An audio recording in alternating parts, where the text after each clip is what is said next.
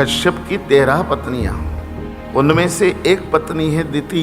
वो दिति दुराग्रह पूर्वक महर्षि कश्यप को दबाव में लाकर अपनी स्त्री होने का दुरुपयोग करते हुए सायंकाल समय में गर्भ धारण कर लेती है। कश्यप बहुत मना करते हैं कि यह समय इस कार्य के लिए नहीं है, पर दिति अपनी स्त्री होने की क्षमता का उपयोग कर कर बहला लेती है, फुसला लेती है कश्यप को, और उसके कारण 2 राक्षस बेटे जन्मते हैं और वही ये जय और विजय राक्षस बनते। अर्थात संसार के जो पहले 2 बेटे राक्षस बने हैं वो केवल गलत समय पर गर्भधारण करने से बने। गलत समय पर गर्भधारण करने से 2 बेटे राक्षस बन गए। दुनिया में इसके पहले राक्षस थे ही नहीं, इसलिए राक्षस का जन्म संत के घर हुआ है। और अगर यहाँ जितने ब्राह्मण मुझे सुन रहे हैं, या तो प्रत्यक्ष सुन रहे हैं या लाइव सुन रहे हैं, उन सबसे क्षमा चाहता हूँ और फिर कहता हूँ कि 99% राक्षस ब्राह्मण ही बने हैं। अब इस बात पर ब्राह्मण मुझसे बहुत नाराज हो जाते हैं। अब मैं क्या करूँ? बोलो, रावण कौन था? कुंभकर्ण कौन था? हिरण्याक्ष कौन था? हिरण्यकश्यप कौन था? ये सब हमारे, क्योंकि ऊंचाई पर पहुंचना सरल है पर ऊंचाई पर टिके रहना बहुत कठिन है। और जितनी ऊंचाई से गिरते हैं उतने ही फ्रैक्चर।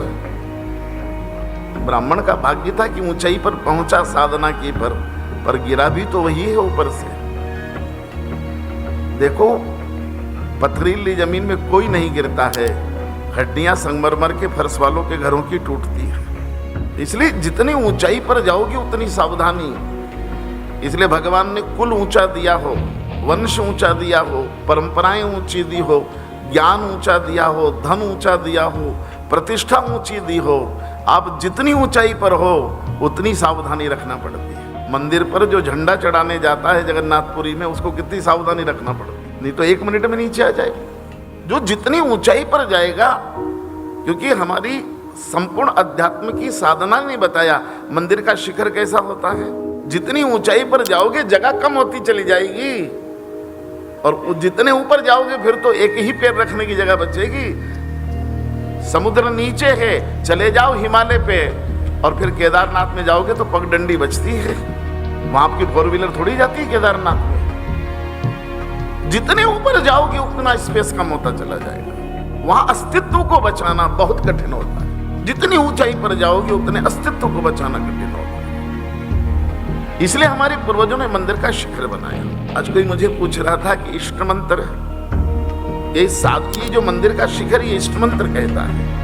आप नीचे मंदिर बनाते हो 100 बाई 100 फीट का, लेकिन मंदिर का शिखर, तो नीचे आपको सब देवताओं की पूजा करना पड़ेगी।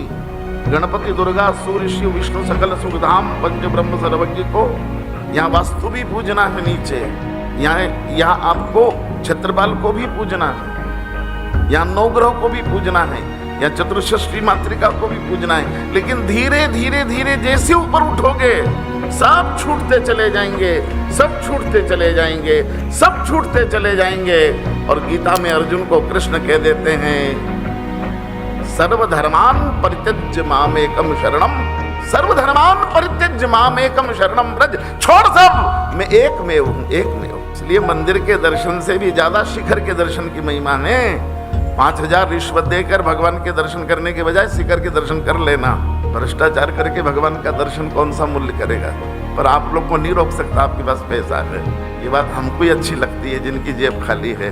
आपके सामने कहूंगा तो आप बुरा मान जाओगे। इसलिए मामेकम शरणम ब्रज, एकमेव शरणागति भगवान की, यही मंदिर का शिखर।